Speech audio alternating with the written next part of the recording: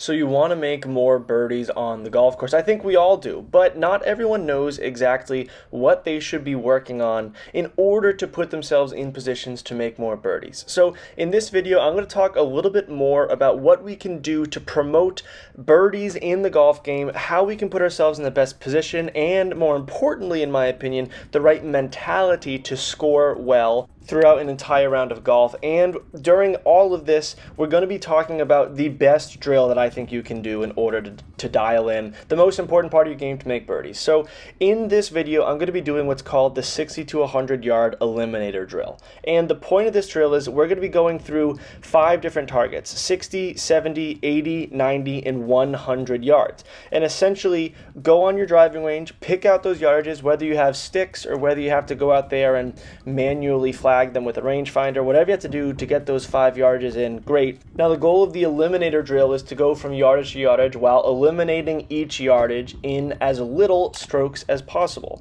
The only way that you can eliminate a golf shot or a specific yardage is when you hit your ball within 5 yards of that number. So when you have a 60-yard golf shot, you need to hit it at that pin in that general direction, obviously, but somewhere between 55 and 65 yards. If you're unable to do that, then you have to try again. And then you have to move on from yardage to yardage and total up how many golf swings it takes. So here I'm starting with a 60-yard golf shot. Now, you have to keep in mind specific aspects of the golf swing. So for me, to dial in my yardage with these wedges, I'm really feeling out the length of my backswing and the length of my follow through. So for me, I know that my perceived hip height swing will take me 50 yards with the club I'm holding, which is my 56-degree wedge. So I want to be just above that hip height, aiming, really focusing on that 60-yard feel, and then committing to the shot every single time. Now, I know that that was actually probably a little bit closer to shoulder height. We're always going by perceived feel, the perceived feel of how far that club is going back in my motion. Now I'm going to be moving on to my 70-yard shot and just feel a little bit of a longer golf swing. Now, throughout this, you're also going to find that there are certain distances, certain things that are kind of trouble points. You know, maybe you go to your 80-yard shot and you really have that nailed down, but when you get to that 90-yard golf shot, you really struggle. Maybe you're chunking them a little bit too much. You're just not making the consistent contact. This is a great way to expose those flaws. So the more we can expose our flaws, the more we can directly work towards improving them, which is where you really start to make meaningful improvement. You can also focus on things like setup, takeaway. In this video, you'll see me do a lot of rehearsals where my takeaway is pretty far outside my normal takeaway, and then I'm really trying to follow down a pretty shallow angle through the ball. Like right there, you can see that I'm almost trying to figure a little draw into this golf swing. For me, when I get too steep with these field-based wedge shots, I just chunk them a lot. And then with my irons, it can be the opposite, where I thin them a little bit, but right there, that was a nice connected motion. Felt like I hit a nice draw through that shot, and that knocks off the 70-yard distance. So you may be thinking to yourself, well, George, if you're trying to make birdies, shouldn't you work on making 30-foot putts and bombing your drives and stiffing your 7 irons from 180 yards?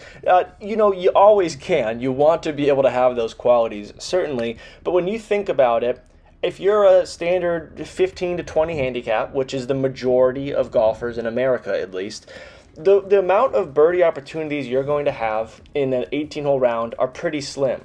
But if you think about it, how many times are you faced with a shot where you're between 50 and 100 yards and you kind of have an in-between yardage? Ideally, we can be putting those golf shots close to the hole and giving ourselves opportunities. So you think about par 5s. On a standard par 72 golf course, you're going to have 4 par 5s. If you hit a good drive, but it didn't go too far out there, you don't want to go for it, just hit a little 7-iron or hit a 6-iron down there and give yourself 70 yards. If you're able to do that, obviously you can't do it every single time, but say you're able to do that 2 times in your standard round of golf, half of your par 5s, and then you maybe have a couple of par 4s that are pretty short, and you go aggressive, and then you have between 50 and 100 yards there. Say you do that 2 times. Right there, there's 4 opportunities to hit these important golf shots, and if you can stick them close those 4 times, say you're able to get all those inside of 20 feet, you have a decent shot of eventually making one of those putts. Maybe you hit a couple really close and you're able to get 2, but this is really a very pivotal scoring distance. Speaking just on a more statistically based sense, there is a very direct correlation between the best golfers in terms of strokes gained between 50 and 100 yards and golfers who make the most birdies on tour. And obviously, it goes without saying, but the golfers who make the most birdies on tour, those are largely your top 50 golfers in the world. Those are the people you see, especially in professional golf, who are making the best strides forward. So this is a very important yardage to be very comfortable with. And also, I know that this video is specifically about dialing this yardage range in for birdies, but it's also important to note that, say you have a 400-yard par 4, you hit your ball into the woods, right? You find your ball and you have to kind of hack it out, and then you have 80 yards.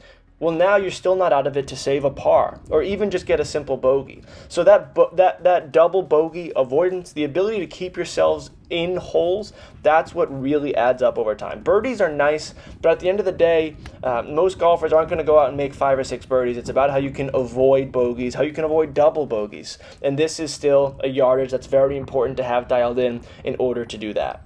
Now, if you've watched some of these swings as I've progressed through my yardages, I'm right now at the 80-yard range, which is a struggle for me. I've actually switched clubs a little bit. So if you remember at the beginning of this video, I was talking about having a draw feel on my 56-degree wedge, and there comes a point with my 56-degree wedge where I'm just not too comfortable hitting a high spinny shot. I'm certainly not going to go to my to my 60-degree wedge, but I try and avoid my 56.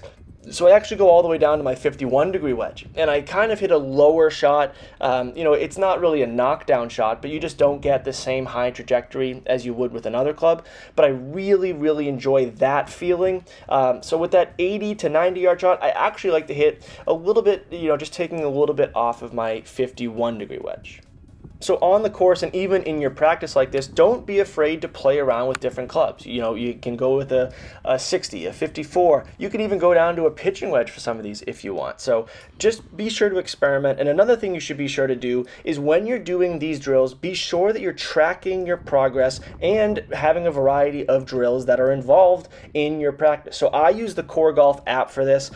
This 60 to 100 yard eliminator drill I actually got from the Core Golf app. It's one of my favorites that I was able to find on the app, and I love tracking different aspects of my practice, getting new ideas for what I should be practicing, and you can even film, record, and analyze your swing in the app. So you've heard it on this channel several times. They're a great sponsor of the channel. We love partnering with Core Golf. This is an absolutely crucial app to properly develop your game if you're looking to take your game to the next step. Whether you're a 20 wanting to get to a 10 or a 5 wanting to get to a +2, this is an app that really needs to be in your arsenal. And if you use code SGT15 when you download the app, you'll get 15% off your annual subscription.